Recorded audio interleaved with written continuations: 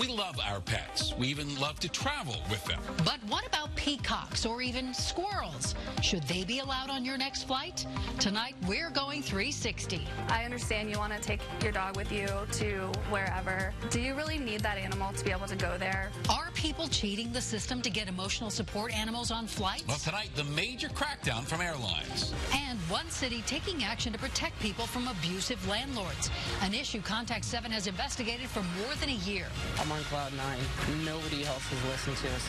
Plus, she was shot to death, her body burned. Tonight, her sister is speaking out, hoping to get answers. At least I know that my sister could just rest in peace now. It's an interview you will only see on Denver 7. All right, it's the week before Thanksgiving. This is the start to a busy holiday travel season. That means packed parking lots, long lines, and more people traveling with their emotional support animals. And we know some people need to travel with their pets, but we also know that some people are gaming the system so they don't have to leave their pets at home. Well, now some major airlines are cracking down, but will the tougher rules hurt the very people who need emotional support animals the most? Here's Denver 7's Jace Larson with a 360 look at this complicated issue. We've all seen the photos. Dogs everywhere. The issue peaked with this peacock. Yeah, it's a full-grown peacock, and the woman whose shoulder it's sitting on said she couldn't possibly travel without her feathered friend. And then there's the emotional support squirrel. Is any of this legit? Tonight, we have 4 perspectives, from someone with mental illness, to the people who put up with it on airplanes, to a local landlord, and a disability advocate. First up, Shanna Duffy, who suffers from bipolar disorder and survived a sexual assault. And I no longer felt in my own home. That's when her doctor suggested she get Apollo. Okay, I'll be blunt. There was one night I was thinking about killing myself. And the thought popped into my head, who's going to take care of Apollo? And that was enough for me to just stop thinking about it. Apollo is everything to her, but she's had people give her the side eye once or twice. I have no fear in telling people, hey, I was inpatient in a psych facility and a doctor told me to get a dog.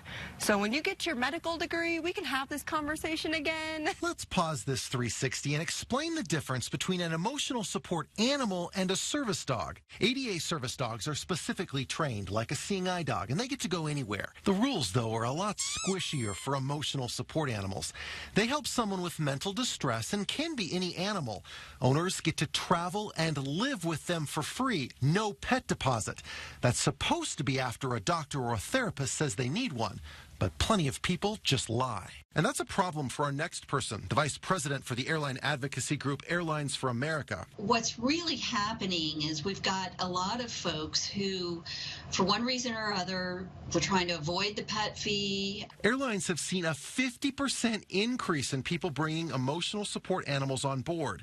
She says it's time to tighten the leash and the regulations. We're not allowed to say no unless that animal is so big that it creates some type of a safety issue, like you remember Dexter the peacock. Back on the ground. So this is a 3-bedroom, 2-bathroom unit. Teo Nikolai is a local landlord and a member of the Apartment Association of Metro Denver. So when it comes to mental health, I am all for anything which will help someone overcome those problems. His view, people should be in the doghouse for gaming the system. It's very common for people to come and present what is in fact a pet as an emotional support animal. And I think it's a huge disservice to the people who actually need it. Faking an emotional support dog is like parking in a handicap spot without the placard, he says.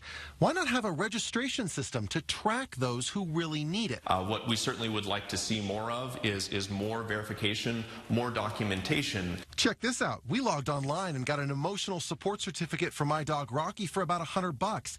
I answered honestly a few questions about having trouble sleeping and feeling stressed, but let's be honest, I'm a healthy guy. I never had to talk to anyone on the phone. I never visited a medical health professional in person. Yet look at my emotional support dog certificate. But before you go making up your mind about all of this, let me pull in another point of view from disability advocate Emily Harvey. We don't believe that the laws need to be stricter regarding service animals and emotional support animals. The reason? She doesn't want life to be made tougher for those with disabilities. And she worries about some new airline policies.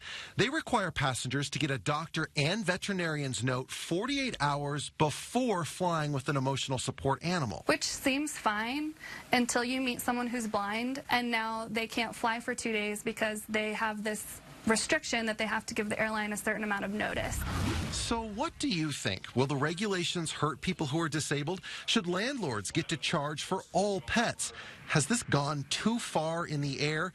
Are we unfairly judging those with mental health challenges?